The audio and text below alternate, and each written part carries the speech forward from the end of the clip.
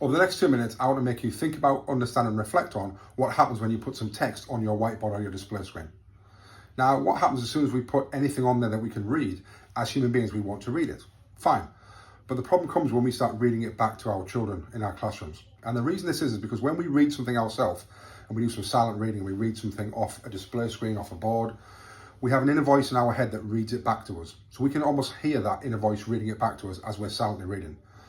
The problem is then when as teachers, we then start to read it to our students as well, because we're never going to be in sync with that inner voice. So what happens is that we're slightly out of sync with the inner voice, and it's a bit like playing the same music track, a second or 2 seconds apart. It's horrible because it's not in sync and it's out of beat. And this is what happens quite often. So there's a real tip here that when we want to put something on the board, we might want to tell our students that we want them to read it first, and then we're going to talk about it. Or we don't put it all on. We put it literally, line by line or bullet point by bullet point, and we give them 2 or 3 seconds to digest it and then talk about it.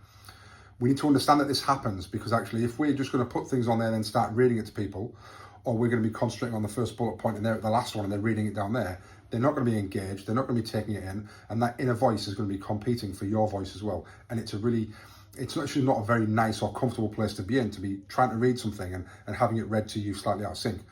So my advice here is to think about what you display, how you display it on your whiteboard, and remember that inner voice is going to be working in amongst all of the children's heads, and thinking about, do I need to read it back to them?